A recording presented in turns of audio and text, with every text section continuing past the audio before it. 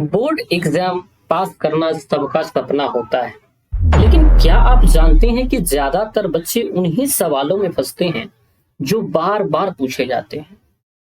आज का ये वीडियो उसी सवाल या उसी ट्रिक को आसान करने वाला है जो बोर्ड एग्जाम के अंदर बहुत बार पूछा जा चुका है। तो आखिर तक जरूर देखिएगा वीडियो को, वरना 5 नंबर आपका मिस हो जाएगा यहाँ से। मैं नहीं मानता। भारत से हम क्या सीखे, इस चैप्टर को हम पढ़ने जा रहे हैं और हिंदी का हमारा यह तीसरा चैप्टर है। 2 चैप्टर हमने बना दिया है। 10 से 15 मिनटों के अंदर हम ये पूरे चैप्टर को खा जाते हैं, यानी पूरे चैप्टर के अंदर से हम मस्त मस्त क्वेश्चन को निकाल पाते हैं। आइए इन्हीं क्वेश्चनों को आज हम सॉल्व करेंगे और क्या क्या क्वेश्चन बन पाता है यहाँ से हम देखने का प्रयास करेंगे। अभी मजा आएगा ना भिड़ो। तो सबसे पहले देखिए, इस चैप्टर का अगर आपसे नाम पूछा जाए कि इस चैप्टर का नाम क्या है, तो कहेंगे भारत से हम क्या सीखें। इस चैप्टर की विधा क्या है, तो आप कहेंगे सर ये भाषण है। इस चैप्टर का अगर आपसे पूछा जाए कि मेरे बच्चे बताओ विधा क्या है, तो आप कहो कि सर ये भाषण है। ये क्या है? भाषण है। चलो, इस पाठ के लेखक कौन है? तो इस पाठ के लेखक है फ्रेडरिक मैक्स मूलर। इस पाठ के अगर आपसे लेखक पूछा जाए तो मेरे बच्चे क्या कहोगे कि फ्रेडरिक मैक्स मूलर इस पाठ के लेखक है। इनका अगर जन्म आपसे पूछा जाए तो याद रखना 6 सितंबर 1823 को। अच्छा, इसके लेखक का नाम याद कैसे रखोगे? तो हमारे यहाँ भारत में एक क्रिकेटर खेलने आए थे जिनको भारत बहुत प्यारा लगा था और उन्होंने अपने भाषण में ये बात कहा था और उनका नाम था मैक्सवेल। क्या नाम था उनका? मैक्सवेल। मैक्सवेल क्रिकेट खेलने आया था भारत और भाषण में कहा था कि भारत मुझे बहुत प्यारा लगा, भारत से हमने बहुत कुछ सीखा है। अगर आपसे पूछा जाए कि मैक्सवेल का जन्म कब हुआ, 6 सितंबर 1823 को हुआ था। कहाँ हुआ था? जर्मनी में हुआ था, लेकिन वो खेल ऑस्ट्रेलिया के लिए रहे, हुआ था जर्मनी में। मैक्स मूलर के पिता का नाम था विल्हेम मूलर। माय गॉड, ये क्वेश्चन तो इतने बार पूछा गया है कि नाम ही मत लो। इनके पिता का अगर नाम आपसे पूछा जाए तो विल्हेम मूलर होता है। जब मैक्स मूलर 4 वर्ष के थे, कितने वर्ष के थे? 4 वर्ष के थे, तो उनके पिता का क्या हो गया था? निधन हो गया था। ये तो सैड वाली बात है। मात्र 4 वर्ष में अगर किसी के पिता की मृत्यु हो जाना, ये बहुत दुखद विषय है और इस पर गंभीर चिंतन का मुद्दा है। लेकिन खैर आइए, बहुत पुराना कार्य है, लेकिन मैक्स मूलर ने जितना बड़ा काम कर दिया है वो तो बाकी काबिलियत तारीफ है। जब ये 4 वर्ष के तब उनके पिता का निधन हो गया, तो पूछा जाएगा कि बताओ मैक्स मूलर कितने वर्ष के थे तो उनके पिता का निधन हुआ था? तो लिखना है 4 ईयर का। कितने ईयर के थे? तो 4 ईयर के थे, तब उनके पिता क्या कर गए थे? डेथ कर गए थे। ये मैक्स मूलर का पिक्चर है जो आप देख पा रहे होंगे यहाँ पे। ये मैक्स मूलर का पिक्चर है, यहाँ पे आप देख पा रहे होंगे। ये वाली पिक्चर जो है उन्हीं का है। तो आगे आइए, इनके बाद अब हम बात करते हैं कि मैक्स मूलर ने हितोपदेश और मेघदूत का हिंदी में, इस क्वेश्चन को तो भाई मंगलसूत्र के जैसे संभाल लो। गर्लफ्रेंड जैसे संभाली जाती नहीं है, वैसे अगर इस क्वेश्चन को अगर नहीं संभाल पाए ना, तो गर्लफ्रेंड भी भाग जाएगी और ये क्वेश्चन भी भाग जाएगा। तो याद रखना, मैक्स मूलर ने हितोपदेश और मेघदूत का हिंदी में जर्मनी भाषा में अनुवाद किया। मेघदूत का हिंदी से जर्मनी भाषा में अनुवाद किया था। बहुत प्यार से सुनिए, मैक्स मूलर ने हितोपदेश, इसका नाम है हितोपदेश और एक का नाम है मेघदूत, का हिंदी से जर्मनी भाषा में अनुवाद किया था। किसने? मैक्स मूलर ने। मैक्स मूलर ने हितोपदेश और मेघदूत का हिंदी से जर्मनी भाषा में अनुवाद किया था। एक बार आप बोलिए, हम सुन रहे हैं। अरे बोलो, चुप। हाँ, अब हुआ। उसका निधन कब हुआ था सर? 28 अक्टूबर 1900 को। 28 अक्टूबर 1900 को। ये सब उतना इंपॉर्टेंट है नहीं, लेकिन जो मैं अभी बताया, मैक्स मूलर 4 वर्ष, विल्हेम मूलर, ये सब जर्मनी में जन्म, ये सब बहुत बहुत मायने रखते हैं। अगला जो प्रश्न होगा, उनका निधन हो गया। इन भाषण के अनुवादक थे डॉक्टर भवानी शंकर द्विवेदी। अभी जो हमने एक भाषण आपको बताया था, जिस भाषण का मैंने अभी यहाँ पे जिक्र किया था, ये जो भारत से हम क्या सीखे, ये भाषण है। इसका अगर अनुवाद किसी ने किया था तो उसका नाम था डॉक्टर भवानी शंकर द्विवेदी। भवानी शंकर द्विवेदी ने, माफ कीजिए, त्रिवेदी। 3 वेदी चतुर्वेदी, बात तो एक ही है।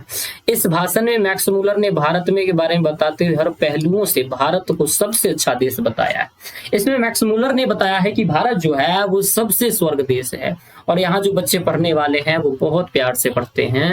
यहाँ के लोग बहुत मेहनती हैं। भारत में जो है, भारत की बहुत सी देखने को मिलती है। जो स्वर्ग की अगर प्राप्ति कहीं पे हो पाएगी तो वो केवल क्या है? हमारा इंडिया। तो इंडिया के नाम पर एक बार आप लोग लाइक शेयर सब्सक्राइब कर दो यारों। चलो आगे की वीडियो को हम स्टार्ट करते हैं। कह रहे कि मैक्स मूलर के अनुसार, मैक्स मूलर ने कहा कि हमारे अनुसार सत्य भारत का दर्शन गांव में हो सकता है। मैक्स मूलर ने कहा कि अगर गांव को देखना है ना बाबूजी, अगर गांव को देखना है ना भैया जी, तो आपको जाना पड़ेगा। भारत को देखना है ना बाबूजी, तो आपको जाना पड़ेगा कहाँ? गांव में जाना पड़ेगा। पड़ेगा, ग्राम में जाना पड़ेगा। माता जी गांव में भारत मिल सकती है, भारत का आदर्श आपको गांव में मिल जाएगा। शहर में उतनी आदर्श ग्राम में नहीं मिलेंगे बच्चे, लेकिन जो भारत में अगर आपको संस्कार देखना है, विद्या ददाति विनयम वसुधैव कुटुंबकम, ये सारी चीज आपको कहाँ मिलेगी? गांव में मिलेगी।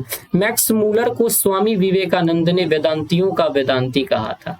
ये प्रश्न को ना भाई साहब इतने जोर से बांध लो, पीठ पे बांध लो, कैसा ही पे बांध लो, इतने जोर से इस प्रश्न को बांध लो जैसे आप बांधते होंगे मंगल भवन, मंगल सूत्र को आप जैसे बांधते होंगे, उस तरह से इस क्वेश्चन को याद रखना कि मैक्स मूलर को स्वामी विवेकानंद ने वेदांतियों का वेदांती कहा है। यानी मैक्स मूलर को वेदांतियों का वेदांती किसने कहा था? मैक्स मूलर को वेदांतियों का वेदांती स्वामी विवेकानंद ने कहा था। रानी विक्टोरिया ने मैक्स मूलर को नाइट की उपाधि दी थी। ओ मार डाला। ये प्रश्न मैं कई बार 2-3 साल से पढ़ा रहा हूँ, ये सारे प्रश्न आ चुके हैं, लेकिन मैक्स मूलर ने इसे अस्वीकार कर दिया था। जब नाइट की उपाधि इनको दिया गया, किसने दिया था? रानी विक्टोरिया जो इंग्लैंड की महारानी है, उन्होंने मैक्स मूलर को नाइट की उपाधि दिया था।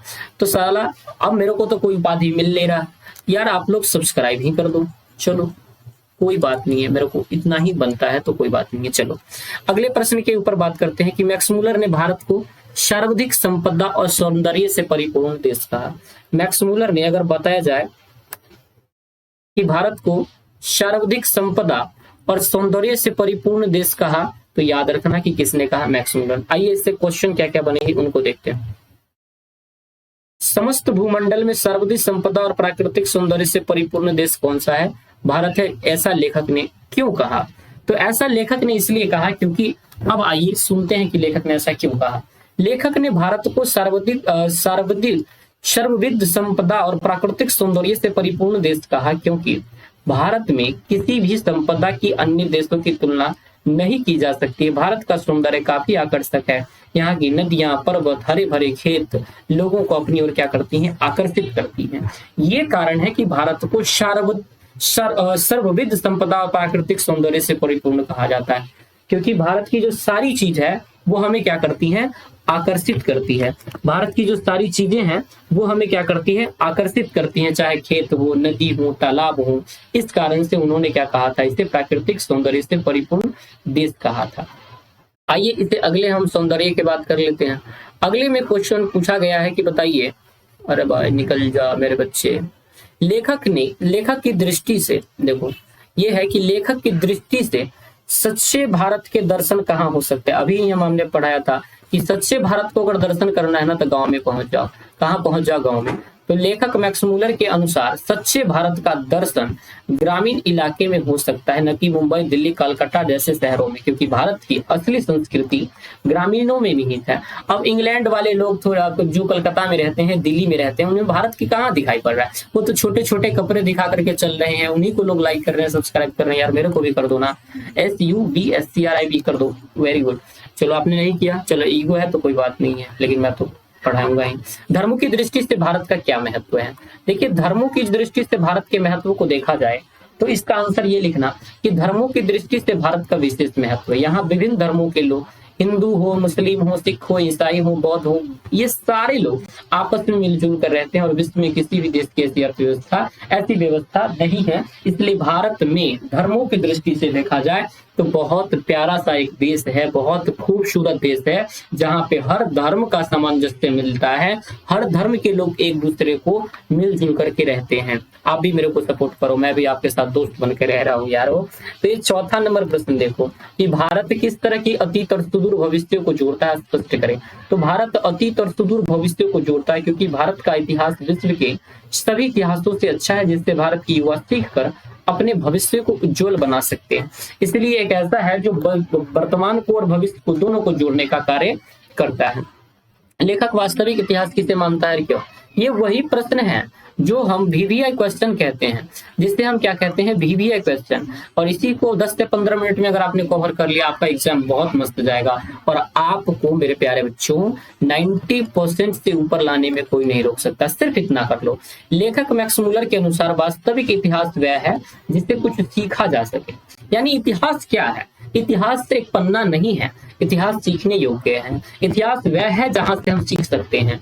लेखक भारत के इतिहास को वास्तविक इतिहास कहते हैं, क्योंकि यहाँ के इतिहास में बहुत कुछ अच्छा है जो किसके योग्य है, जो मेरे प्यारे बच्चों, जो सीखने के योग्य है।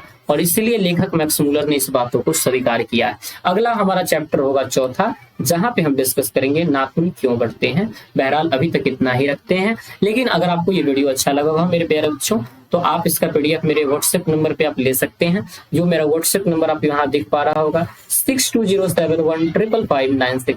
अगर यहाँ नहीं दिख रहा है तो यहाँ देखिए 6207155596। इस पे कॉलिंग वगैरह कर सकते हैं आप, और आप कहिएगा पीडीएफ लेना है तो आपको बहुत अच्छे से मिल जाएगा।